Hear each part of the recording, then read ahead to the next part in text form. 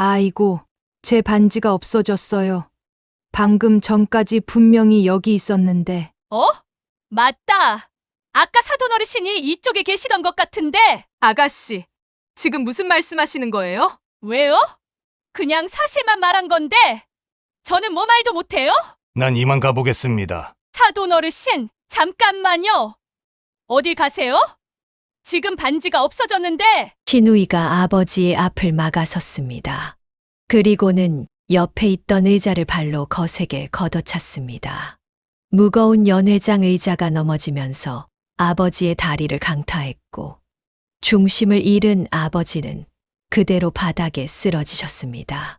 아버지, 사연을 듣고 난 후 각자의 의견을 댓글로 남겨주시기 바랍니다. 사소한 댓글이라도 사연자분에게 큰 힘이 될 수 있습니다. 각색될 수 있고 사연자분의 입장에서 구성될 수 있습니다. 16살이라는 어린 나이에 어머니를 잃은 이혜은 씨의 삶은 순탄치 않았습니다.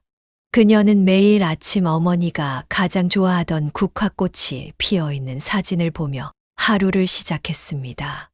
아버지는 IMF 외환위기로 이내 운영하던 사업체가 부도나면서 주차관리인으로 일하게 되었지만 그녀는 좌절하지 않았습니다. 아빠, 제가 꼭 성공해서 아빠 고생 안 하게 해드릴게요. 그녀는 매일 새벽에 일어나 영어 공부를 시작했습니다. 등교 전 2시간, 방과 후 4시간을 도서관에서 보내며 외국어 공부에 매진했습니다. 주말에는 아르바이트로 번 돈으로 회화학원을 다녔고 틈틈이 인터넷 강의를 들으며 실력을 쌓았습니다. 고등학교 3학년이 되자 그녀는 더욱 치열하게 공부했습니다. 점심시간에도 도시락을 들고 도서관으로 향했고 학교 후에는 밤 10시까지 공부했습니다. 그녀의 꿈은 확고했습니다. 하늘을 나는 스튜어디스가 되어 세상의 다양한 사람들을 만나고 여러 나라의 문화를 경험하고 싶었습니다. 노력은 결실을 맺었고 그녀는 우수한 성적으로 항공서비스학과에 합격했습니다. 대학 생활도 그녀에게는 또 다른 도전의 연속이었습니다. 아침부터 저녁까지 빡빡한 수업 일정을 소화하면서도 밤에는 호텔 연회장에서 아르바이트를 했습니다. 서비스 실무를 배우면서 등록금도 모을 수 있는 일석이조의 기회였습니다. 3학년이 되자 그녀는 본격적으로 항공사 입사를 준비했습니다. 메이크업과 헤어스타일링을 배우고 체형 관리를 위해 필라테스도 시작했습니다. 영어 면접을 대비해 원어민 스터디에 참여했고 중국어와 일본어도 기초부터 차근차근 공부했습니다. 마침내 졸업을 앞둔 겨울, 그녀는 항공사 승무원 채용에 지원했습니다. 서류 전형부터 1차, 2차 면접까지 모두 통과했고 최종 면접에서도 당당한 모습을 보여주었습니다. 이혜은 씨는 어려운 환경 속에서도 꿈을 위해 노력한 점이 매우 인상적입니다. 합격입니다. 면접관의 말에 그녀의 눈시울이 붉어졌습니다. 어머니가 하늘에서 지켜보고 계실 거라는 생각에 가슴이 벅찼습니다. 주차장 부스에서 늦은 밤까지 일하시는 아버지를 생각하니 더욱 뿌듯했습니다. 모든 전형을 단번에 통과한 그녀는 신입 승무원 교육에서도 두각을 나타냈습니다. 승객 응대 시뮬레이션에서는 최우수 평가를 받았고 안전교육에서도 만점을 기록했습니다. 교관들은 그녀의 성실함과 밝은 태도를 높이 평가했고 동기들 사이에서도 모범이 되었습니다. 이제 그녀는 하늘을 나는 스튜어디스가 되었습니다. 첫 비행을 앞둔 날 아침 거울 앞에서 유니폼을 입어보며 그녀는 다짐했습니다. 꿈 같은 나날을 보내던 그녀의 건강에 적신호가 켜지기 시작했습니다. 이혜은 씨는 스튜어디스로서 6년간 열정적으로 일했지만 불규칙한 비행 스케줄과 시차 적응으로 인한 스트레스가 그녀의 몸을 서서히 지치게 만들었습니다. 처음에는 가벼운 감기 증상이었습니다. 하지만 그녀는 남들보다 회복이 더뎠고 한 번 아프면 쉽게 낫지 않았습니다. 기내의 건조한 공기와 잦은 고도 변화는 그녀의 면역력을 더욱 약화시켰습니다. 이혜은 씨, 이번에도 항공 스케줄 빠져야 할 것 같은데. 그녀는 매달 한두 번씩 비행을 취소해야 했습니다. 아무리 노력해도 건강은 나아지지 않았고 오히려 점점 더 악화되었습니다. 만성 피로와 두통이 일상이 되었고 잦은 호흡기 감염으로 응급실을 찾는 일도 많아졌습니다. 선생님, 제가 다시 예전처럼 일할 수 있을까요? 지금 상태로는 스튜어디스 업무를 지속하기 어려울 것 같네요. 건강을 위해서는 직종 변경을 고민해 보셔야 할 것 같습니다. 의사의 말은 그녀에게 큰 충격이었습니다. 밤새 눈물을 흘리며 고민했지만 결국 그녀는 현실을 받아들이기로 했습니다. 그토록 꿈꾸던 하늘의 길을 포기해야 한다는 사실이 가슴 아팠지만 건강이 더 나빠지기 전에 결단을 내려야 했습니다. 사직서를 제출하던 날, 그녀는 마지막으로 유니폼을 입어보았습니다. 거울 속에 비친 자신의 모습을 보며 그동안의 추억들이 주마등처럼 스쳐 지나갔습니다. 첫 비행의 설렘, 승객들의 따뜻한 미소, 동료들과 나눈 소중한 순간들까지. 정말 아쉽네요. 팀장님의 말씀에 그녀는 담담히 미소 지었습니다. 비록 꿈은 접어야 했지만 그동안의 경험은 그녀의 삶의 귀중한 자산이 되었습니다. 퇴사 후 그녀는 3개월간 온전히 휴식을 취했습니다. 규칙적인 생활과 충분한 수면, 건강식을 통해 조금씩 체력을 회복했습니다. 아버지는 매일 아침 직접 달인 한약을 가져다 주셨고 그녀의 건강을 걱정하며 특별히 보약도 지어 오셨습니다. 너무 마음 아파하지 마. 내가 건강해지는 게 아빠는 제일 중요해. 아버지의 따뜻한 위로에 그녀는 새로운 용기를 얻었습니다. 건강이 어느 정도 회복되자 그녀는 새로운 도전을 준비했습니다.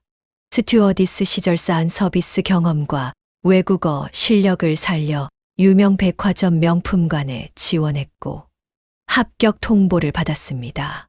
첫 출근 날 그녀는 새로운 각오를 다졌습니다.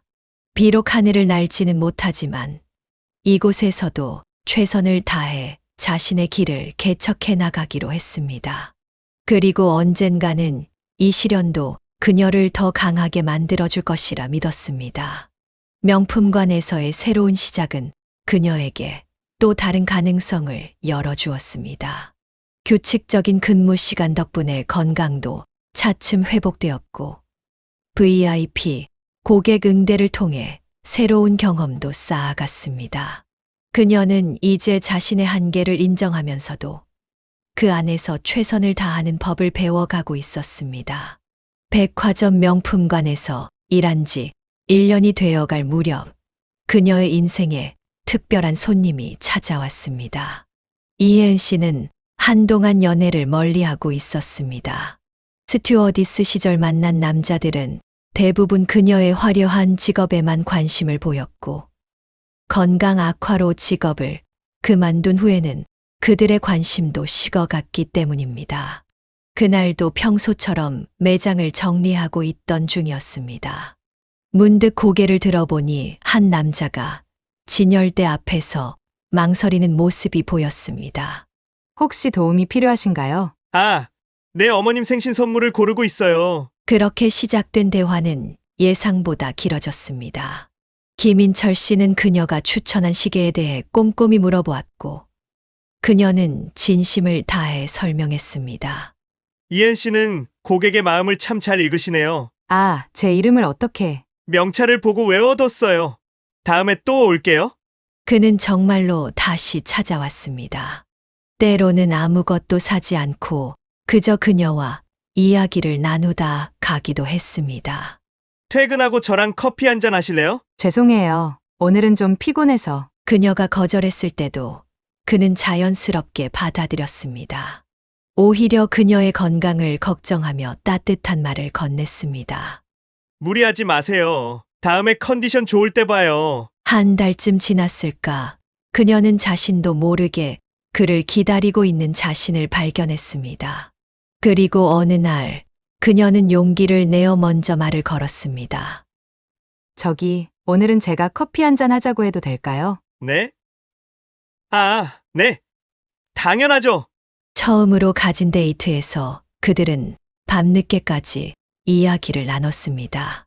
그녀는 처음으로 자신의 이야기를 솔직하게 털어놓았습니다. 스튜어디스를 그만둘 수밖에 없었던 아픔도, 새로운 시작에 대한 두려움도, 힘들었겠다. 근데 나는 지금의 이은 씨가 참 멋있어 보여요. 쓰러지지 않고 다시 일어선 모습이. 그의 진심 어린 말에 그녀는 눈시울이 붉어졌습니다. 처음으로 누군가가 그녀의 과거가 아닌 현재의 모습을 있는 그대로 봐준다는 느낌이 들었습니다. 이후 그들의 만남은 자연스럽게 이어졌습니다. 김인철 씨는 그녀의 건강을 항상 걱정해 주었고, 약속이 있는 날이면 그녀가 피곤하지 않도록 집 근처로 찾아왔습니다. 오늘은 일찍 들어가서 푹 쉬어. 내일 출근하는 거 생각해서. 진작 이런 사람 만날 걸 그랬네. 시간이 지날수록 그녀는 그의 진심을 더욱 깊이 느낄 수 있었습니다. 그는 그녀가 아플 때면 밤늦게라도 약을 사들고 달려왔고, 힘들 때면 그저 곁에서 묵묵히 있어 주었습니다. 나 같은 사람도 괜찮아? 무슨 소리야. 당신은 누구보다 특별해. 이전의 연애와는 달랐습니다. 그는 그녀의 겉모습이나 직업이 아닌 그녀라는 사람 자체를 사랑해 주었습니다. 그리고 그녀도 처음으로 진정한 사랑이 무엇인지 알게 되었습니다. 서로를 있는 그대로 인정하고 지지하며 함께 성장해가는 것. 그것이 바로 사랑이었습니다. 김인철 씨와의 만남 이후 그녀의 삶은 더욱 안정되어 갔습니다. 이혜은 씨는 든든한 연인의 지지 속에서 자신의 일에 더욱 몰입할 수 있었습니다. 그녀의 성실함과 뛰어난 고객 서비스 능력은 곧 백화점 관리자들의 눈에 들어왔고, 입사 2년 만에 주니어 매니저로 승진했습니다. 오빠, 나 승진했어. 김인철 씨는 그녀의 작은 성취까지도 진심으로 기뻐해 주었고, 이는 그녀에게 더 큰 도전을 할 수 있는 원동력이 되었습니다. 그녀는 매일 아침 일찍 출근해 매장 상태를 점검하고 직원들과 미팅을 가지며 서비스 품질을 높여갔습니다. 특히 VIP 고객 관리에서 두각을 나타냈는데, 고객의 취향과 니즈를 정확하게 파악하고 맞춤형 서비스를 제공하는 그녀만의 노하우가 있었습니다. 이혜은 매니저님 덕분에 저희 매장 VIP 고객 재방문율이 크게 상승했어요. 다들 열심히 해준 덕분이에요. 우리 직원들이 최고예요. 그녀는 직원들과도 원활한 소통을 이어갔습니다. 스튜어디스 시절의 경험을 살려 신입 직원 교육 프로그램을 새롭게 구성했고, 이는 전체 매장의 서비스 품질 향상으로 이어졌습니다. 어느 날 저녁 데이트를 마치고 집으로 돌아가는 길에 그녀는 김인철 씨에게 조심스럽게 이야기를 꺼냈습니다. 오빠, 사실 나 계획하고 있는 게 있어. 무슨 계획? 내 주얼리 샵을 열고 싶어. 아직은 막연한 생각이지만. 오, 그거 좋은데? 켄 씨라면 잘할 수 있을 것 같아. 연인의 즉각적인 지지에 그녀는 용기를 얻었습니다. 퇴근 후에는 주얼리 관련 공부를 시작했고, 주말마다 보석 감정사 강의를 들으며 전문성을 키워나갔습니다. 김인철 씨는 그녀가 늦게 끝나는 날이면 직접 차로 데리러 가주었고, 공부할 시간을 충분히 가질 수 있도록 늘 배려해 주었습니다. 오빠, 자꾸 이렇게 신경 써주고 미안해. 무슨 소리야. 나는 혜은 씨가 하고 싶은 것 다 해봤으면 좋겠어. 그녀는 매일 밤 엑셀로 사업 계획서를 작성했습니다. 상권 분석부터 시작해서 초기 투자금 계산, 예상 매출액, 필요한 인력까지 하나하나 꼼꼼히 준비했습니다. 백화점에서 만난 VIP 고객들의 구매 패턴을 분석하여 차별화된 전략도 세웠습니다.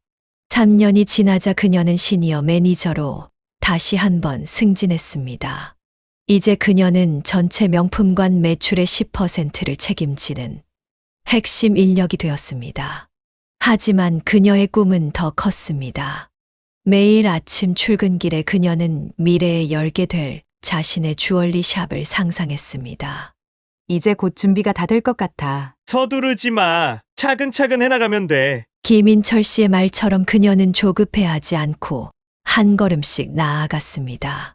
주얼리 디자인을 공부하고 공급업체를 발굴하고 위치 선정을 위해 상권을 분석했습니다. 그녀의 계획은 점점 더 구체화되어 갔고 꿈은 현실이 되어 가고 있었습니다. 그리고 이 모든 과정을 함께 해주는 김인철 씨가 있어 그녀는 더욱 행복했습니다. 4년간의 연애는 그들을 더욱 깊이 사랑하게 만들었습니다. 어느 겨울날 저녁, 김인철 씨는 준비해온 반지를 꺼내들며 그녀에게 청혼했습니다. 혜은 씨, 우리 결혼할래요? 눈물을 흘리며 고개를 끄덕이던 그 순간까지만 해도 그녀는 이렇게 큰 난관이 기다리고 있으리라고는 예상하지 못했습니다. 부모님께 인사드리러 가기 전에 미리 말씀드려주면 안 될까? 걱정하지 마. 우리 부모님은 내가 선택한 사람이라면 좋아하실 거야. 하지만 현실은 달랐습니다. 김인철 씨의 집안은 3대째 피아노 회사를 운영하는 음악 명가였습니다. 시아버지는 유명 음대 교수였고 시어머니는 젊은 시절 유명 피아니스트로 활동했었습니다.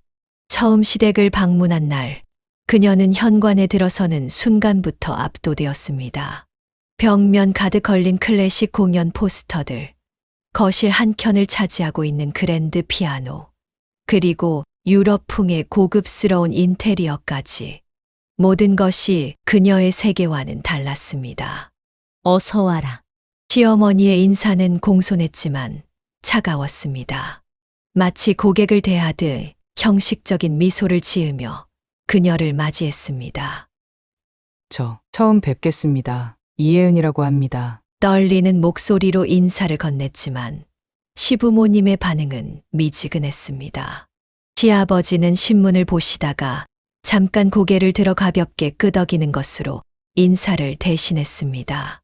인철이가 말은 해주더구나. 스튜어디스 하다가 지금은 백화점에서 일한다고. 시어머니의 말투에는 미세한 경멸이 섞여 있었습니다. 마치 그녀의 이력이 부족하다는 듯한, 실망스럽다는 듯한 뉘앙스였습니다. 네, 건강상의 이유로 직업을 바꾸게 되었습니다. 몸이 약한 편인가 보네. 시어머니의 한마디 한마디가 그녀의 가슴을 옥죄었습니다. 김인철 씨가 그녀의 손을 꼭 잡아주었지만 식사 내내 무거운 침묵이 이어졌습니다. 인철아, 엄마 잠깐 부엌에 좀 와볼래? 시어머니가 자리를 비운 사이 시아버지가 처음으로 입을 열었습니다. 우리 집안은 3대째 음악과 함께해왔다네. 인철이도 어릴 때부터 피아노를 배웠고 클래식 음악에 대한 이해가 없으면 우리 가족과 어울리기 힘들 거야. 아버님, 제가 열심히 공부하겠습니다. 쉽지 않을 걸세. 문화적 차이라는 건 부엌에서는 김인철 씨와 시어머니의 낮은 목소리가 들려왔습니다. 엄마, 혜은 씨는 정말 좋은 사람이에요. 엄마는 내가 음대 이 교수님 딸하고 잘 될 줄 알았는데. 그날 밤 집으로 돌아오는 차 안에서 그녀는 눈물을 흘렸습니다. 김인철 씨는 그녀의 손을 잡고 위로했지만 그녀의 마음속 깊이 패인 상처를 완전히 지우지는 못했습니다. 우리 그냥 포기할까? 절대 안 돼. 내가 선택한 사람은 당신이야. 시간이 걸리겠지만 우리 부모님도 언젠가는 당신의 진심을 알아주실 거야. 그날 이후로도 그들의 사랑은 계속되었지만 그녀의 마음 한켠에는 넘을 수 없는 벽이 있다는 느낌이 자리 잡았습니다. 시댁 인사가 끝나고 며칠 후 김인철 씨의 여동생인 김수아 씨를 만나게 되었습니다. 하프를 전공하고 유럽에서 유학까지 다녀온 그녀는 오빠의 약혼녀를 만난다며 고급 레스토랑에서의 만남을 제안했습니다. 안녕하세요. 처음 뵙겠습니다. 이혜은 씨가 정중히 인사를 건넸지만 신우이는 고개를 까딱하는 것으로 대신했습니다. 주문을 마치고 음식이 나오기를 기다리는 동안 불편한 침묵이 이어졌습니다. 그래서 스튜어디스 하다가 그만두셨다고요? 네. 건강상의 이유로. 아, 그럼 지금은 백화점 직원이시라고? 신우이의 말투에는 노골적인 경멸이 담겨 있었습니다. 하지만 이혜은 씨는 침착하게 답했습니다. 네, 현재는 백화점 명품관 시니어 매니저로 일하고 있습니다. 어머, 매니저. 그래도 결국 판매직 아닌가요? 우리 오빠가 왜 하필? 수아 씨는 제 직업이 마음에 들지 않나 보네요. 이혜은 씨는 차분하지만 단호한 목소리로 말을 이었습니다. 하지만 저는 제 직업이 자랑스러워요. 스튜어디스로 일하면서 세계 각국의 문화를 배웠고, 지금은 VIP 고객들의 니즈를 읽어내며 매출 신장에 기여하고 있죠. 모든 일에는 그만한 가치가 있다고 생각해요. 말씀은 잘하시네요. 근데 솔직히 말씀드리면 신우이가 와인 잔을 만지작거리며 말을 이었습니다. 오빠가 가진 것들 때문 아닌가요? 우리 집안이 어떤 집안인 건 아시죠? 그냥 솔직히 인정하시는 게. 수아 씨, 이혜은 씨는 와인 잔을 탁 내려놓으며 말했습니다. 제가 돈 때문에 인철 씨를 만난다고 생각하시나 보네요. 하지만 전 지금까지 제 힘으로 살아왔어요. 어머니를 일찍 여의고 IMF로 가세가 기울었지만 포기하지 않고 공부해서 스튜어디스가 됐죠. 건강이 안 좋아져서 그만뒀지만 다시 일어나 지금의 자리까지 왔고요. 그녀는 숨을 고르고 말을 이었습니다. 지금도 제 사업을 준비하고 있어요. 주얼리 샵이요. 제 돈으로, 제 힘으로 시작할 거예요. 그러니까 걱정하지 않으셔도 됩니다. 인철 씨의 돈이나 재산은 필요 없어요. 뭐라고요? 그리고 하나 더 말씀드릴게요. 직업에 귀천은 없다고 생각해요. 수아 씨는 하프를 전공하셨다고 했죠. 멋지네요. 하지만 그게 저를 무시할 수 있는 이유는 되지 않아요. 신우이의 얼굴이 붉어졌습니다. 무례하시네요. 이러면 좋을 거 없을 텐데. 저도 인철 씨에게 오늘 있었던 일을 있는 그대로 말씀드리죠. 녹음도 해뒀으니까요. 이혜은 씨는 테이블 위에 놓여있던 핸드폰을 들어보였습니다. 이런 자리가 있을 것 같아서 미리 준비했어요. 제가 스튜어디스 생활을 하면서 배운 게 하나 있다면 언제나 만일의 사태에 대비하는 거예요. 신우이는 창백해진 얼굴로 자리에서 일어났습니다. 이 대화는 여기서 끝내죠. 그리고 수아 씨, 앞으로도 저를 무시하려 들면 그냥 넘어가지 않을 거예요. 전 더 이상 참을 만큼 어리지 않거든요. 떠나는 신우이를 보며 이혜은 씨는 깊은 한숨을 내쉬었습니다. 이제 시작일 뿐이라는 걸 그녀는 알고 있었습니다. 신우이와의 불편한 만남 이후 김인철 씨는 혜은 씨의 녹음을 직접 들었습니다. 그는 동생의 무례한 행동에 대해 부모님께 알렸고, 이를 계기로 시아버지는 이혜은 씨와 단둘이 이야기를 나누고 싶다고 했습니다. 혜은 씨, 우리 집에서 차 한잔 할까요? 불안한 마음으로 시댁을 방문한 그녀였지만 시아버지는 평소와는 다른 따뜻한 미소로 그녀를 맞이했습니다. 수아가 했던 이야기들을 들었어요. 그리고 이혜은 씨가 보여준 대응이 인상적이었습니다. 네? 감정적으로 대처하지 않고 차분하게 자신의 입장을 밝히는 모습이 보기 좋았어요. 우리 인철이가 왜 이혜은 씨를 선택했는지 조금은 알 것 같네요. 시아버지는 천천히 차를 마시며 이야기를 이어갔습니다. 솔직히 말씀드리면 처음에는 이혜은 씨의 배경이 마음에 걸렸습니다. 하지만 그건 우리의 편견이었던 것 같네요. 이혜은 씨가 준비하고 있다는 주얼리 샵 계획도 들었는데 참 체계적이더군요. 그날 그녀는 처음으로 시아버지께 자신의 이야기를 솔직하게 들려드렸습니다. 어린 시절에 고단했던 기억들, 스튜어디스의 꿈을 이루기 위해 노력했던 순간들, 그리고 건강을 잃고 다시 일어서기까지의 과정을. 아버님, 저는 인철 씨의 재산이나 가문을 보고 선택한 게 아닙니다. 그의 진심과 배려, 그리고 저를 있는 그대로 봐주는 시선, 그것들이 저에겐 무엇보다 소중했습니다. 시아버지의 눈시울이 붉어졌습니다.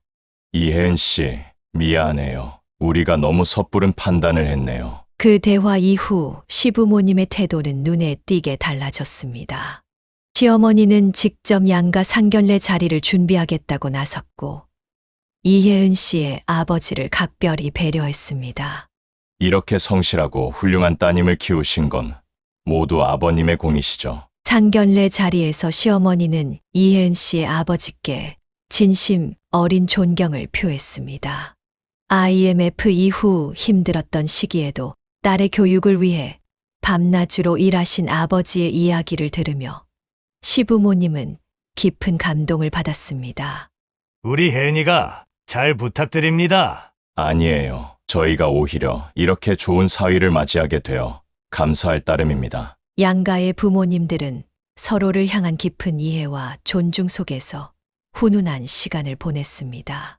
시부모님은 신혼집 또 이혜은 씨의 아버지를 고려해 친정과 가까운 곳으로 알아봐 주셨습니다. 혜은아, 이제 우리 딸이 앞으로는 편하게 엄마, 아빠라고 불러도 돼. 시어머니의 말씀에 그녀는 눈물을 감출 수 없었습니다. 그녀는 시부모님을 자주 찾아뵙고 소소한 선물도 챙겼습니다. 주말이면 시어머니와 함께 장을 보러 다니며 음식 레시피를 배우기도 했고, 시아버지의 클래식 음악 이야기에도 진지하게 귀 기울였습니다. 처음에 차가운 벽은 어느새 사라지고 그 자리에 따뜻한 가족애가 피어나고 있었습니다. 결혼 3년 차가 되던 해, 이혜은 씨는 드디어 자신의 주얼리 샵을 열었습니다. 번화가에서 조금 벗어난 주택가와 상가가 어우러진 동네였지만 그녀는 이곳의 가능성을 확신했습니다. 여보, 여기가 맞을까? 난 혜은이가 고른 거면 다 잘 될 것 같은데. 김인철 씨의 믿음대로 그녀에겐 나름의 계획이 있었습니다. 백화점에서 일하며 만난 VIP 고객들의 구매 패턴을 분석한 결과 비싼 임대료를 매며 번화가에 있을 필요가 없다는 걸 깨달았기 때문입니다. 여기 근처에 중상류층 고객이 많이 살고 있어요. 그리고 조용히 쇼핑하고 싶어 하는 분들이 의외로 많더라고요. 매장 인테리어는 심플하면서도 고급스럽게 꾸몄습니다. 백화점에서 일하며 배운 디스플레이 노하우를 살려 제품 하나하나가 돋보이도록 진열했습니다. 이혜은 씨, 여기 분위기 너무 좋다. 백화점보다 더 편안한데? 오픈 첫날 그녀의 백화점 시절 단골이었던 고객이 찾아와 이렇게 말했습니다. 그녀는 고객의 취향을 정확히 기억하고 있다가 맞춤형 제품을 추천했고 이는 입소문으로 이어졌습니다. 진짜 대단해요. 제가 평소에 찾던 스타일이랑 너무 똑같아요. 하지만 처음부터 순탄했던 것은 아닙니다. 오픈 한 달째 매출은 기대에 미치지 못했고 방문객도 많지 않았습니다. 여보, 걱정되면 내가 투자. 아니야. 일단 내가 한번 해볼게. 그녀는 미리 준비해둔 계획을 실행에 옮겼습니다. SNS 마케팅을 시작습니다. 매일 새벽 출근하기 전에 그날의 제품 사진을 찍어 올렸고 각 제품에 얽힌 이야기도 함께 담았습니다. 오늘의 주인공은 1920년대 아르데코 스타일에서 영감을 받은 반지입니다. 날렵하면서도 우아한 곡선이 특징이에요. 전문성이 묻어나는 그녀의 게시물은 주얼리 애호가들 사이에서 인기를 끌었고 점차 팔로워가 늘어났습니다. 3개월 차부터는 프라이빗 주얼리 클래스를 시작했습니다. 소수의 고객을 초대해 와인을 마시며 주얼리의 역사와 감상법을 이야기하는 자리였습니다. 스튜어디스 시절 익힌 외국어 실력으로 해외 주얼리의 이야기를 들려주자 참석자들은 열광했습니다. 이런 이야기는 처음 들어봐요. 주얼리가 이렇게 깊이 있는 줄 몰랐어요. 6개월 차에 접어들자 입소문이 퍼지기 시작했습니다. 유명 연예인의 스타일리스트가 방문하더니 드라마 의상 협찬을 제안했습니다. 이혜은 씨 안목이 정확히 제가 찾던 거예요. 우리 드라마 여주인공 스타일과 딱 맞을 것 같아요. 드라마 협찬을 계기로 샵의 인지도는 급상승했습니다. 하지만 그녀는 여기서 안주하지 않았습니다. 고객 데이터베이스를 구축해 개인별 취향과 구매 이력을 꼼꼼히 관리했고 특별한 날이면 맞춤형 제안을 담은 메시지를 보냈습니다. 8개월이 지나자 그녀의 주얼리 샵은 지역에서 가장 핫한 플레이스가 되었습니다. 예약제로 운영할 정도로 많은 고객이 찾았고, 매출은 당초 목표의 2배를 넘어섰습니다. 여보, 내가 자랑스러워. 고마워. 당신이 있어서 여기까지 올 수 있었어. 드디어 그녀는 자신의 꿈을 이뤘습니다. 그리고 이제는 새로운 꿈을 꾸기 시작했습니다. 더 많은 사람들에게 주얼리의 아름다움을 전하는 것. 그것이 그녀의 새로운 목표가 되었습니다. 가게가 자리를 잡아가던 어느 날, 예고 없이 신우이가 찾아왔습니다.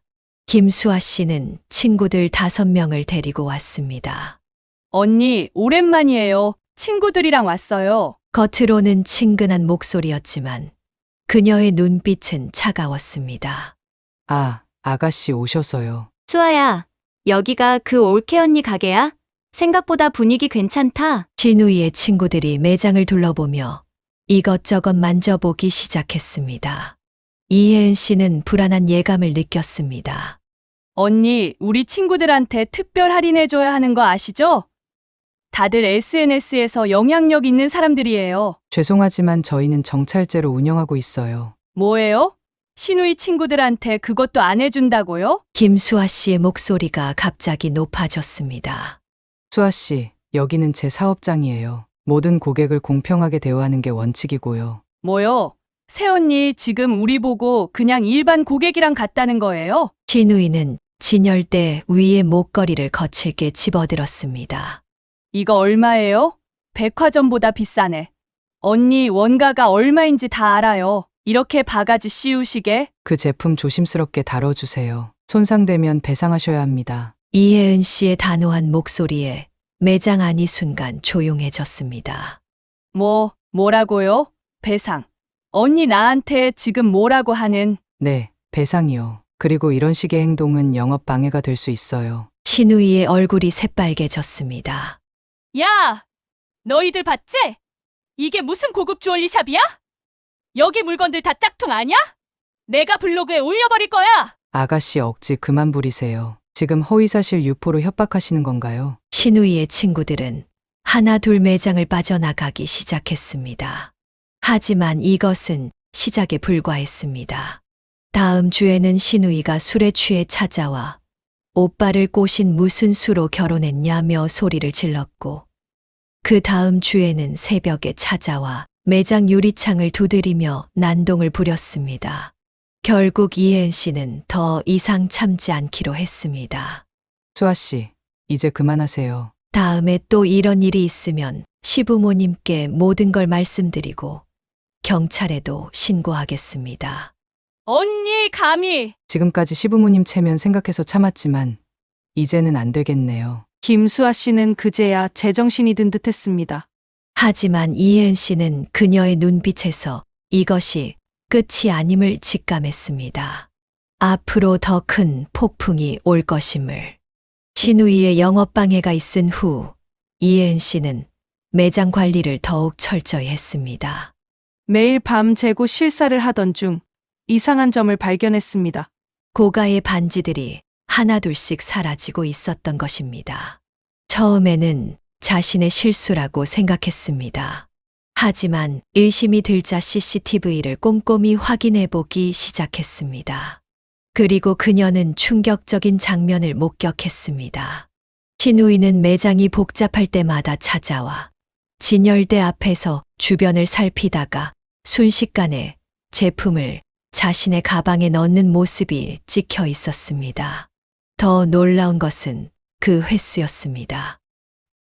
여보, 이거 봐요. 한 달간의 CCTV를 분석한 결과 신우이는 총 8번에 걸쳐 매장을 방문했고 매번 23개의 제품을 훔쳐갔습니다.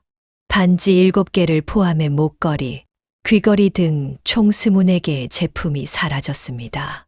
피해 금액은 2천만 원이 넘었습니다. 이럴 수가. 수아가 어쩌면. 김인철 씨는 말을 잇지 못했습니다. 동생의 도둑질 현장이 고스란히 담긴 영상 앞에서 그의 얼굴은 참담했습니다. 지금 바로 경찰에 신고해야겠어. 잠깐만. 부모님이. 이혜은 씨도 잠시 고민했습니다. 시부모님께서 이 사실을 알게 되면 받으실 충격이 심각할 것이었습니다. 특히 시아버지는 최근 혈압 문제가 있으셨기에 더욱 걱정되었습니다. 일단 지켜보면서 더 확실한 증거를 모아볼게요. 그녀는 전략을 세웠습니다. 우선 매장 곳곳에 고화질 CCTV를 추가로 설치했습니다. 진열대 안쪽의 사각지대까지 모두 촬영할 수 있도록 카메라 위치도 조정했습니다. 죄송하지만 보안을 위해 가방은 여기 보관해 주셔야 합니다. 고객들에게는 매장 입구에 가방 보관소를 마련해 두었습니다. 처음에는 불편해하는 고객도 있었지만 오히려 이런 철저한 보안 정책이 고급 주얼리 샵의 이미지를 높이는 데 도움이 되었습니다. 여기는 확실히 다르네요. 제품 관리가 철저해서 믿음이 가요. 예상치 못한 반응이었습니다.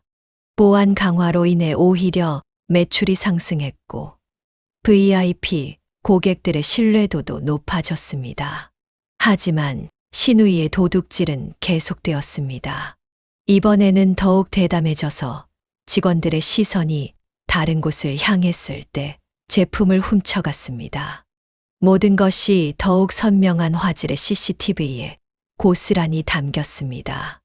이제 증거는 충분해요. 근데 이상한 건 이혜은 씨는 의문을 품었습니다. 부유한 집안의 딸인 신우이가 왜 이런 짓을 하는 것일까? 단순히 그녀를 괴롭히려는 것 이상의 무언가가 있을 것 같았습니다. 여보, 수아 씨, 혹시 도박 같은 거. 김인철 씨의 표정이 굳어졌습니다. 최근 신우이가 유흥비를 과도하게 쓴다는 이야기가 있었고 시부모님께 돈을 자주 요구한다는 소문도 있었습니다. 이혜은 씨는 모든 증거를 USB에 담아 금고에 보관했습니다. 언제 터질지 모르는 폭탄을 안고 있는 것 같았지만 그녀는 이제 더 이상 물러설 수 없었습니다. 신우이의 범죄가 더 커지기 전에 그리고 시부모님께 더 큰 상처가 되기 전에 이 문제를 해결해야만 했습니다. 그러던 중 시어머니의 환갑을 맞아 큰 잔치를 준비하게 되었습니다. 시부모님의 체면을 생각해서라도 이 자리만큼은 평화롭게 넘기고 싶었습니다. 하지만 신우이의 최근 행동을 보면 불안감을 떨칠 수가 없었습니다. 여보, 이번 환갑 때는 괜찮을까요? 걱정하지 마. 아무리 수아라도 그날만큼은 조신하게 있을 거야. 어머님 환갑인데. 하지만 이혜은 씨의 불안은 현실이 되고 말았습니다. 시어머니의 환갑잔치는 호텔 최상급 연회장에서 열렸습니다. 평소 클래식 음악을 사랑하는 시어머니를 위해 현악 사중주가 우아한 선율을 연주했고 하객들은 정갈한 한복 차림으로 자리를 채웠습니다. 어머님 정말 젊어 보이세요. 우아하시네요. 식구들 자랑이시겠어요? 축하객들의 진심 어린 인사가 이어졌고 이혜은 씨도 시어머니 곁에서 하객들을 맞이하며 바쁘게 움직였습니다. 평소 불편했던 관계였지만 이날만큼은 시어머니의 환갑잔치를 성공적으로 치르고 싶었습니다. 아빠 이쪽에 앉으세요. 혜은 씨는 다리가 불편하신 친정아버지를 주의 깊게 모시고 자리에 앉혔습니다. 시부모님도 이혜은 씨의 아버지를 정중히 맞이했고 처음으로 가족들이 하나 되는 듯한 분위기였습니다. 하지만 그 평화로운 순간은 오래가지 못했습니다. 잔치가 한창일 때 연회장 입구에서 소란이 일었습니다. 신우이 김수아 씨가 친구들과 함께 나타난 것입니다. 언니, 제가 늦었죠? 깊이 파인 미니 원피스에 짙은 화장을 한 신우이의 모습에 하객들이 술렁였습니다. 특히 그녀의 비틀거리는 걸음걸이와 붉어진 얼굴을 보고 시어머니의 안색이 창백해졌습니다. 수아야, 옷이라도 갈아입고 오지. 시어머니의 떨리는 목소리였지만 신우이는 들은 척도 하지 않았습니다. 오히려 하객들 사이를 활보하며 더욱 요란스럽게 굴었습니다. 어머, 이게 누구세요? 주차장에서 보던, 죄송해요. 사돈 어르신이시죠? 신우이는 이혜은 씨의 아버지 앞에 서서 비웃듯 말했습니다. 주변이 순식간에 조용해졌습니다. 지금이라도 주차장에서 일하시면 좋을 것 같아요. 우리 호텔 주차장 자리 있던데. 야, 김수아, 너 뭐 하는 거야? 김인철 씨가 자리에서 벌떡 일어났지만 신우이는 아랑곳하지 않았습니다. 왜? 난 그냥 사돈 어르신 취직 자리나 알아봐 드리려고. 그때였습니다. 아이고, 제 반지가 없어졌어요. 방금 전까지 분명히 여기 있었는데. 신우이의 눈빛이 변했습니다. 그녀는 이혜은 씨의 아버지를 노골적으로 쳐다보며 말했습니다. 어? 맞다. 아까 사돈 어르신이 이쪽에 계시던 것 같은데. 아가씨, 지금 무슨 말씀하시는 거예요? 이혜은 씨가 자리에서 일어났지만 신우이는 이미 술 기운에 완전히 취해 있었습니다. 왜요? 그냥 사실만 말한 건데. 저는 뭐 말도 못해요? 이혜은 씨의 아버지가 조용히 자리에서 일어나셨습니다. 다리가 불편하신 아버지는 지팡이에 의지한 채 힘겹게 걸음을 옮기셨습니다. 난 이만 가보겠습니다. 사돈 어르신, 잠깐만요. 어디 가세요? 지금 반지가 없어졌는데. 신우이가 아버지의 앞을 막아섰습니다. 그리고는 옆에 있던 의자를 발로 거세게 걷어찼습니다. 무거운 연회장 의자가 넘어지면서 아버지의 다리를 강타했고 중심을 잃은 아버지는 그대로 바닥에 쓰러지셨습니다. 아버지. 이혜은 씨의 비명이 연회장에 울려 퍼졌습니다. 김인철 씨가 달려와 아버님을 부축했고 시부모님도 놀라 자리에서 일어났습니다. 연회장은 순식간에 아수라장이 되었습니다. 시아버지는 말없이 고개를 떨구셨고 시어머니는 눈물을 흘리고 계셨습니다. 그동안 참아왔던 신우이의 일탈이 결국 이런 파국을 맞이하고 말았습니다. 바닥에 쓰러진 아버지를 보며 이혜은 씨의 눈에서도 눈물이 흘렀습니다. 하지만 이번에는 달랐습니다. 더 이상 참을 수 없다는 분노가 그녀의 가슴 속에서 타올랐습니다. 구급차를 기다리는 동안 연회장은 아수라장이 되었습니다. 신우이는 술에 취해 바닥에 주저앉아 있었고 그녀의 친구들은 하나둘 자리를 피해갔습니다. 이혜은 씨는 아버지 곁을 지키고 있었습니다. 그때였습니다. 신우이가 비틀거리며 일어나다가 그녀의 클러치백이 바닥에 떨어졌고 안에 물건들이 쏟아졌습니다. 반짝이는 여러 개의 보석들이 바닥을 굴러다녔습니다. 어머, 이거 제 반지인데요. 반지를 잃어버렸다던 하객이 외쳤습니다. 하지만 그것뿐만이 아니었습니다. 그 자리에는 시어머니가 몇 달 전부터 찾으시던 다이아 반지도 있었고 이혜은 씨의 주얼리 샵에서 사라졌던 제품들도 있었습니다. 언니, 그거 다 내 거야. 내가 똑같은 거 산 거야. 신우이가 허둥지둥 물건들을 주워 담으려 했지만 이미 늦었습니다. 이혜은 씨의 손이 떨리기 시작했습니다. 아가씨, 저 아무 말도 안 했는데요? 뭐가 똑같은 걸 산 거라는 거예요? 그녀의 목소리는 차가웠습니다. 이건 그냥 내가 잠깐 빌린 거예요. 빌렸다고요?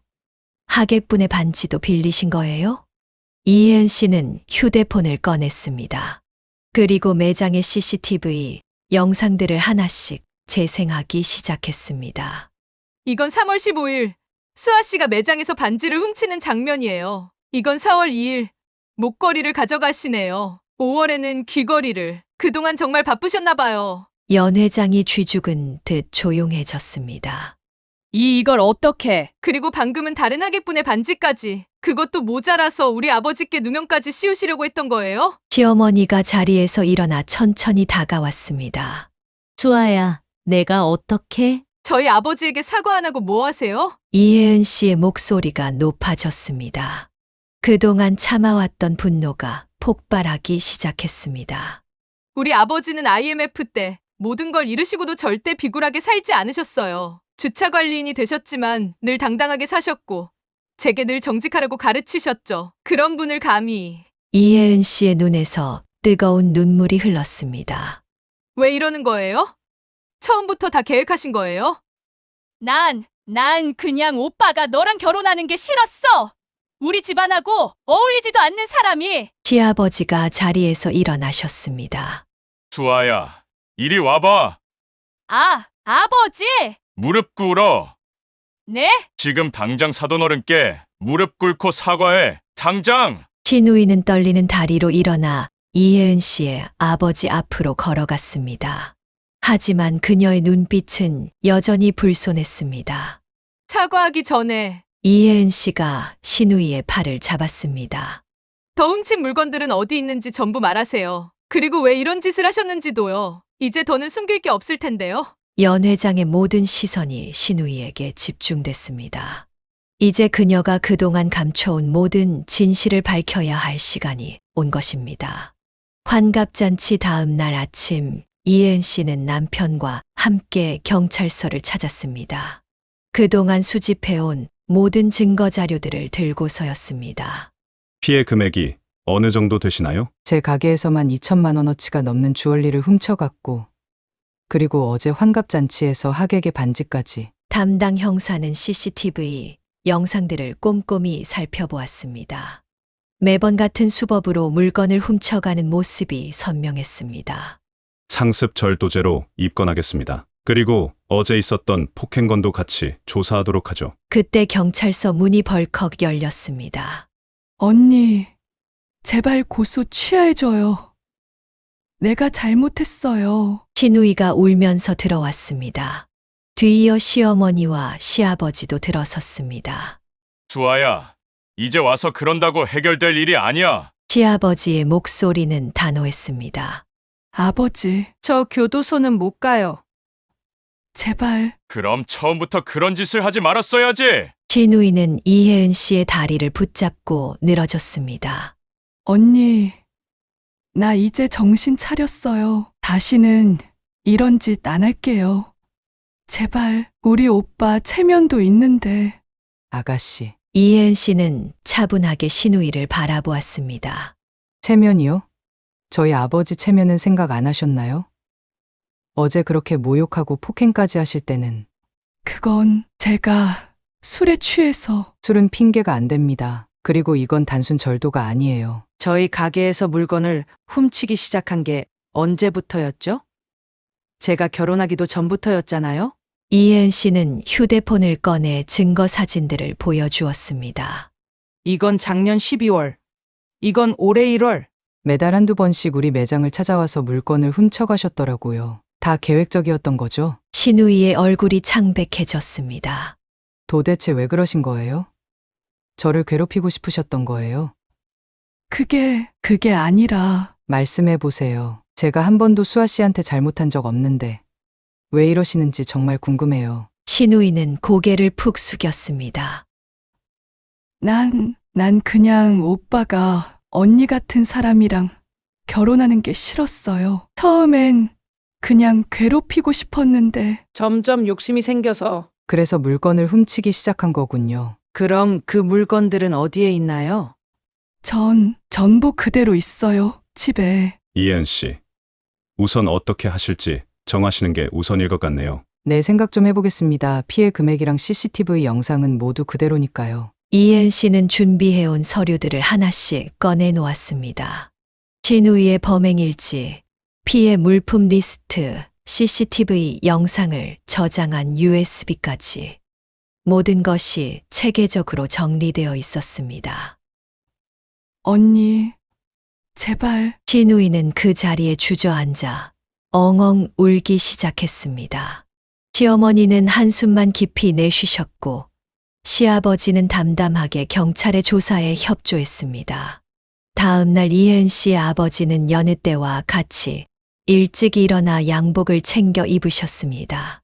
아버지, 어디 가세요? 사돈어른께 가봐야겠다. 제가 모시고 갈게요. 아니다. 이건 내가 혼자 가봐야 할 것 같구나. 다리가 불편하신 아버지는 지팡이를 짚고 천천히 걸음을 옮기셨습니다. 시부모님 댁에 도착하자 시어머니가 놀란 표정으로 문을 열어주셨습니다. 어머나, 사돈어른. 죄송합니다. 이른 시간에 찾아와서. 거실에는 시아버지도 계셨습니다. 이혜은 씨의 아버지는 조심스럽게 무릎을 꿇으셨습니다. 사돈어른, 그러지 마세요. 우리 혜은이가 너무 강경하게 나가서 법적 대응까지 하게 되어 죄송합니다. 아닙니다. 사돈어른, 시아버지의 목소리가 떨렸습니다. 그리고는 갑자기 자리에서 일어나 이혜은 씨의 아버지 앞에 무릎을 꿇으셨습니다. 제가 무릎 꿇어야 합니다. 자식을 잘못 키워서 이렇게 큰 죄를 저지르고 사돈어른께 이런 큰 상처를 드려서 시어머니도 눈물을 흘리며 무릎을 꿇으셨습니다. 우리가 수아를 너무 응석바지로 키웠나 봅니다. 혜은이한테도 사돈어른께도 이런 일을 정말 죄송합니다. 세 분이 서로 마주보며 무릎을 꿇고 있는 모습에 김인철 씨가 달려와 만류했습니다. 아버님들, 어머님 제발 일어나세요. 인철아, 시아버지가 아들을 바라보았습니다. 내 와이프가 얼마나 훌륭한 사람인지 이제야 제대로 알겠다. 도둑질의 모함까지 이런 일을 당하고도 묵묵히 참아내다가 이제야 법적 대응을 하겠다고 하는 걸 보니 아버지, 우리 혜은이가 혹시라도 마음에 큰 상처받지는 않았을까요? 시어머니의 눈에서 눈물이 흘렀습니다. 수아, 녀석이 처음부터 혜은이를 시기했나 봅니다. 우리 집안이라고 거들먹거리더니 결국 이런 사고를. 이혜은 씨의 아버지가 천천히 고개를 저었습니다. 다 지나간 일입니다. 이제는 수아 씨가 진심으로 반성하고 새 사람이 되는 게 중요하지요. 사돈어른의 너그러우신 마음씨에 더욱 죄송할 따름입니다. 시아버지는 주머니에서 봉투를 꺼내셨습니다. 혜은이 가게에서 도둑 맞은 물건값, 그리고 치료비까지 이게 다 보상이 될 순 없겠지만 그런 건 안 됩니다. 보상은 수아 씨가 스스로 해나가야죠. 하지만 수아 씨가 앞으로 올바른 길을 걸을 수 있게 되는 것, 그게 가장 큰 보상이 될 것 같습니다. 세 분은 서로를 바라보며 깊은 한숨을 내쉬었습니다. 자식들의 일로 이렇게 가슴 아파하고 있는 부모님들의 모습에 김인철 씨의 눈시울도 붉어졌습니다. 그날 저녁 시부모님은 직접 이혜은 씨를 찾아오셨습니다. 혜은아, 시아버지가 그녀 앞에 무릎을 꿇으려 하자 이혜은 씨가 급히 말렸습니다. 아버님, 제발 그러지 마세요. 이렇게라도 용서를 빌고 싶구나. 내 자식이 너한테 그런 짓을 하다니. 아버님, 저는 수아 씨가 진정으로 뉘우치길 바랄 뿐입니다. 양가의 부모님들은 그날 밤 늦게까지 앉아 이야기를 나누셨습니다. 서로의 마음을 이해하고 앞으로의 일들을 걱정하며 무거운 침묵 속에서도 새로운 희망을 발견하려 노력했습니다. 며칠 후 이혜은 씨의 주얼리샵에 예고 없이 시아버지가 찾아오셨습니다. 평소와는 다른 단단한 표정이었습니다. 아버님, 어쩐 일로? 혜은아, 수아의 범행 증거들을 전부 보여줄 수 있겠니?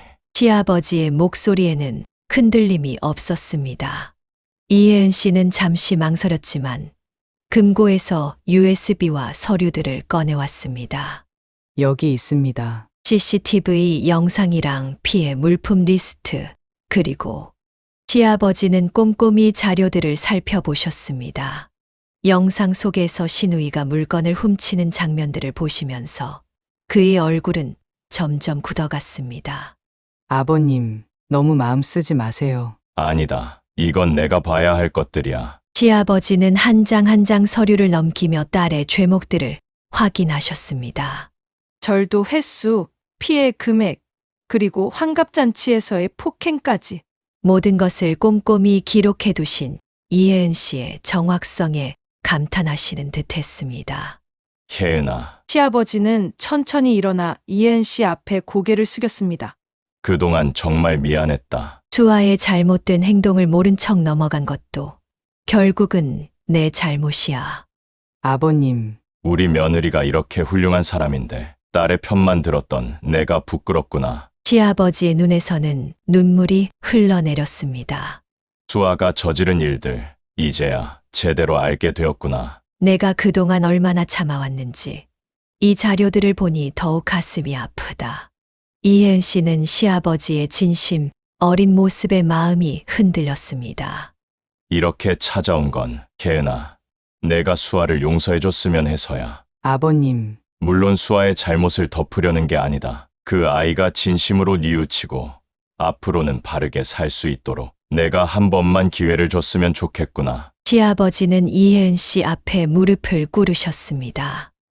제발 수아를 용서해다오. 내가 앞으로 그 아이를 바로잡을 테니. 이혜은 씨는 시아버지의 흔들리지 않는 눈빛에서 진심을 읽을 수 있었습니다. 그것은 자식에 대한 진정한 사랑이자 올바른 길로 인도하고자 하는 아버지의 마음이었습니다. 아버님, 일어나세요. 제가 수아 씨를 용서하겠습니다. 혜은아, 하지만 한 가지 조건이 있어요. 수아 씨가 진심으로 반성하고 새 사람이 되겠다고 약속해야 해요. 시아버지는 안도의 한숨을 내쉬셨습니다. 그의 어깨에 얹혀있던 무거운 짐이 조금은 가벼워진 듯했습니다. 정말 고맙다. 내가 보증하마. 수아는 반드시 달라질 거야. 이혜은 씨는 고개를 끄덕였습니다. 때로는 용서가 새로운 시작이 될 수 있다는 것을 그녀도 이해할 수 있었습니다. 이혜은 씨의 용서로 사태는 일단락되는 듯했지만 시부모님의 결단은 생각보다 더 단호했습니다. 어느 저녁 시부모님은 신우이를 서재로 불렀습니다. 수아야, 우리가 너한테 할 말이 있다. 시아버지의 목소리는 무거웠습니다. 이제부터 너는 독립해서 살아라. 네. 아버지 무슨... 이 집을 나가서 내 힘으로 살아보라는 거다. 신우이의 얼굴이 창백해졌습니다. 지금까지 내가 뭘 잘못했는지 아직도 모르는 것 같구나. 시어머니가 한숨을 쉬며 말을 이었습니다. 매달 용돈 받고 카드 긁고 하고 싶은 대로 다 하면서 내가 한 번이라도 그 돈이 어디서 오는지 생각해 본 적 있니? 도둑질까지 하면서도 그게 얼마나 잘못된 건지도 모르는 너를 보면서 우리가 널 잘못 키웠다는 생각이 들더구나. 시아버지가 서랍에서 봉투 하나를 꺼냈습니다. 여기 6개월치 월세방 계약금이랑 보증금이 들어있다. 이게 우리가 내게 해줄 마지막 지원이야. 아버지, 저 혼자는 못 살아요. 제발. 내가 지금까지 쓰던 모든 카드는 다 정지시켰다. 차도 이제 없다. 명품백이나 옷으로 가득한 내 방, 그것들도 전부 처분해라. 신우이는 자리에서 일어나 시아버지의 다리를 붙잡았습니다. 아버지, 제발요. 저 반성하고 있어요. 다시는 그런 짓 안 할게요. 반성. 넌 아직도 내가 뭘 잘못했는지 모르는 것 같구나. 시어머니가 고개를 저었습니다. 남의 물건을 훔치고 사람을 모함하고 그런 짓을 하면서도 양심의 가책을 못 느끼는 내가 더 무서워. 어머니. 이제는 내 힘으로 살아봐라. 월급 받아서 집세 내고 밥값 걱정하면서 그래야 세상이 얼마나 무서운지 돈이 얼마나 귀한지 알게 될 거야. 시아버지는 책상 위에 있던 자동차 키와 신용카드들을 서랍에 넣고 잠갔습니다. 아버지, 저 잘못했어요. 한 번만 기회를 주세요. 이게 바로 너한테 주는 기회다. 내 인생을 바로 잡을 수 있는 마지막 기회. 신우이는 오열하며 시어머니의 손을 잡았지만 시어머니는 고개를 돌리셨습니다. 내일까지 짐을 싸거라. 중개사 만나서 월세방 계약하는 것까지 도와줄 테니. 시아버지의 목소리에는 조금의 흔들림도 없었습니다. 우리가 널 너무 응석바지로 키웠어. 그게 결국 널 이렇게 만들었지. 시어머니의 눈에서 눈물이 흘렀습니다. 이제라도 내 힘으로 살아가는 법을 배워야 해. 그게 진정한 부모의 사랑이란다. 그날 밤 신우이의 흐느낌 소리가 저택에 울려 퍼졌지만 누구도 그녀를 위로하지 않았습니다. 모두가 침묵 속에서 이 결정이 옳다는 것을 알고 있었기 때문입니다. 다음 날 아침 신우이는 작은 캐리어 하나를 끌고 집을 나섰습니다. 그동안의 호화로운 삶은 뒤로하고 처음으로 자신의 힘으로 살아가야 하는 새로운 삶이 시작된 것입니다. 신우이가 집을 나간 후 이혜은 씨는 혼자만의 시간을 가지며 많은 생각에 잠겼습니다. 매장 문을 닫고 늦은 밤 집에 돌아온 그녀는 테라스에 앉아 차를 마시며 지난 일들을 돌이켜보았습니다. 여보, 아직도 그 일 생각해? 김인철 씨가 따뜻한 차를 들고 나왔습니다. 아니, 그냥 이것저것 생각하다 보니 그녀는 잠시 말을 멈추었다가 다시 이어갔습니다. 나는 늘 가난이 원망스러웠어. IMF 때 모든 걸 잃고 아버지가 주차 관리인이 되신 걸 보면서 그때 내가 얼마나 속상했던지. 차가운 밤 공기 속에서 그녀의 목소리가 깊어졌습니다. 근데 이번 일을 겪으면서 달리 보이더라고. 아가씨는 모든 걸 다 가졌는데도 행복하지 않았잖아. 오히려 그 풍족함이 독이 됐던 것 같아. 그러게. 우리 아버지는 주차 관리인이 되셨어도 절대 비굴하게 살지 않으셨어. 매일 늦게까지 일하시면서도 내 학비만큼은 꼭 마련해 주셨지. 그리고 늘 말씀하셨어. 정직하게 살아라. 그게 내 자산이 될 거다. 눈시울이 붉어졌지만 이혜은 씨의 미소는 따뜻했습니다. 처음엔 수아 씨가 너무 밉고 화가 났어요. 근데 지금은 그저 안타까워요. 좋은 환경에서 자랐는데도 오히려 그게 그 애를 옥죄었던 것 같아요. 혜은아. 돈이 전부가 아니라는 걸 이제 알게 되겠지? 난 어렸을 때부터 그걸 알았던 것 같아. 돈보다 중요한 게 있다는 걸. 그녀는 잠시 하늘을 올려다보았습니다. 어머니가 돌아가시고 나서 저는 매일 새벽에 일어나 공부했어요. 스튜어디스가 되고 싶어서. 그때의 간절함이 지금의 저를 만들었죠. 하지만 수아 씨는 그런 간절함을 모르고 자랐을 거예요. 그래도 이제 알게 될 거야. 독립해서 살면서. 네, 어쩌면 이번 일이 아가씨한테도 축복일 수도 있겠어. 진짜 삶이 뭔지 알게 될 테니까. 이혜은 씨는 자신의 결혼 반지를 바라보았습니다. 나도 많이 배웠어. 처음에는 고소하고 끝까지 밀어붙이려고 했잖아. 근데 아버님의 진심을 보면서 용서도 때로는 필요하다는 걸 깨달았어. 밤하늘의 별들이 반짝였습니다. 이혜은 씨는 문득 어머니가 생각났습니다. 어머니라면 이런 상황에서 어떻게 하셨을까? 여보. 응. 앞으로 아가씨가 정말 힘들 거야. 혹시 제가 도와줄 수 있는 부분이 생기면 그때는 도와주고 싶어. 물론 지금처럼 돈으로 해결해 주는 게 아니라 진정한 자립을 위한 도움으로. 김인철 씨는 아내의 손을 꼭 잡았습니다. 그녀의 마음속에서 용서와 이해, 그리고 새로운 희망이 자라나고 있었습니다. 한 달이 지난 어느 날, 신우이는 월세방에서 시어머니께 전화를 걸었습니다. 엄마, 저 이제 정말 못 살겠어요. 월급으로는 생활이 안 돼요. 하지만 시어머니의 대답은 차가웠습니다. 그게 바로 내가 배워야 할 거야. 월급으로 사는 게 얼마나 힘든지. 하지만 엄마, 저 진짜 힘들어서 부업도 하고 있어요. 수아야, 이제 그만해라. 너 이러는 거 네 아버지가 알면 큰일 나. 시어머니는 전화를 끊으셨습니다. 신우이의 하소연은 더 이상 가족들의 마음을 움직이지 못했습니다. 반면 이혜은 씨와 시댁의 관계는 더욱 돈독해졌습니다. 주말이면 시부모님께서 직접 그녀의 주얼리 샵을 찾아오셨고 함께 식사를 하며 이야기를 나누었습니다. 혜은아, 내 덕분에 우리 가게가 이렇게 잘 되는구나. 시아버지는 매장을 둘러보시며 흐뭇해하셨습니다. 아버님 과분하세요. 제가 열심히 한 것뿐인데. 아니다. 내가 얼마나 성실하게 일하는지 우리가 다 안다. 수아는 이런 걸 배워야 하는데. 시어머니는 한숨을 내쉬셨습니다. 얼마 전 신우이가 또다시 돈을 요구하며 찾아왔다가 돌아갔다는 것이었습니다. 어머님, 너무 마음 쓰지 마세요. 시간이 해결해 줄 거예요. 혜은아, 넌 정말 우리가 이런 며느리를 두다니. 시부모님의 사랑을 받으며 이혜은 씨의 사업은 더욱 번창했습니다. 직원도 한 명 더 늘렸고 매출도 꾸준히 상승했습니다. 하지만 신우이는 여전히 변화의 기미가 보이지 않았습니다. SNS에는 부모님을 원망하는 글들을 올리기 시작했고 친구들에게는 자신이 얼마나 불공평한 대우를 받고 있는지 하소연했습니다. 여보, 수아 씨 SNS 봤어? 응. 아직도 정신을 못 차렸나 봐. 가족들이 이렇게 냉담한 건 다 수아 씨의 잘못된 행동 때문인데. 신우이의 원망 섞인 글들을 보며 가족들은 더욱 마음을 닫았습니다. 하지만 그 누구도 더 이상 그녀를 달래거나 설득하려 하지 않았습니다. 이것이 그녀가 진정으로 성장하기 위해 필요한 시간임을 모두가 알고 있었기 때문입니다.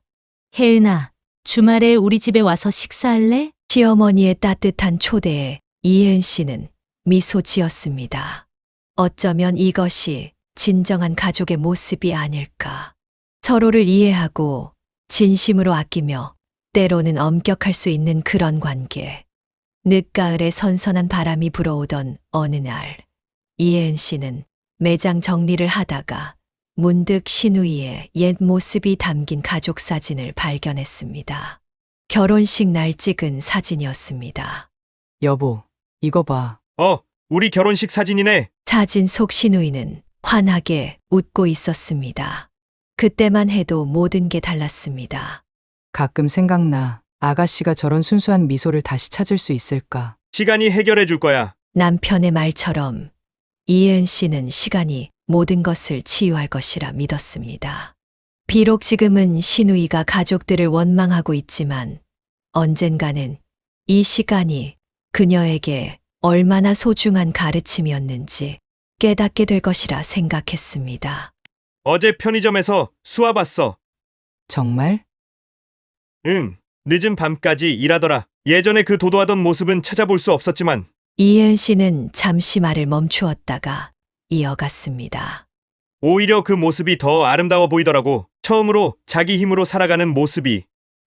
여보, 수아가 지금은 힘들겠지만 이 시간들이 쌓이면 분명 달라질 거야. 땀 흘려번 돈이 얼마나 소중한지, 정직하게 사는 게 얼마나 가치 있는 일인지. 창밖으로 단풍잎이 하나둘 떨어지고 있었습니다.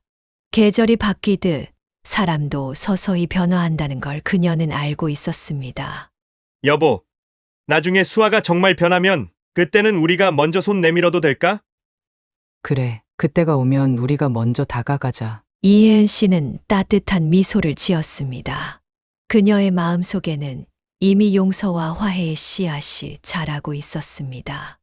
어머님도 많이 그리워하실 것 같아. 수아가 먼저 찾아가서 진심으로 사과하고 관계를 회복하는 날이 오길. 그날이 오면 우리 집에서 다 같이 밥 먹자. 예전처럼. 남편의 말에 이혜은 씨는 고개를 끄덕였습니다. 그녀는 이제 더 이상 과거의 아픔에 매여 있지 않기로 했습니다. 대신 앞으로 다가올 화해의 순간을 기다리며 그때까지 현명하게 상황을 이끌어가고자 했습니다. 우리 가게도 더 키워서 나중에 수아가 정말 변하면 함께 일해보는 것도 좋을 것 같아. 그래, 그때가 되면 수아도 분명 내 진심을 알게 될 거야. 매장 밖으로 노을이 물들어갔습니다. 이혜은 씨는 창문 너머로 붉게 물든 하늘을 바라보았습니다. 마치 새로운 희망이 떠오르는 것처럼 아름다운 저녁이었습니다. 모든 일에는 다 이유가 있나 봐. 이번 일도 우리 가족이 더 단단해지기 위한 과정이었을지도 몰라. 남편은 말없이 그녀의 손을 꼭 잡아주었습니다. 그들은 함께 노을을 바라보며 앞으로 다가올 화해의 순간을 기다리기로 했습니다. 가족이란 서로의 잘못을 용서하고 다시 시작할 수 있는 관계니까요. 비록 지금은 어둠이 깊지만 그 어둠이 깊을수록 곧 찾아올 새벽이 더욱 밝을 것이라 믿었습니다. 사연을 듣고 댓글을 남겨주시기 바랍니다. 사소한 의견일지라도 사연자분에게는 큰 힘이 됩니다. 노골적인 악성 댓글은 사연자분에게 상처가 될 수 있으니 삼가주시기 바랍니다.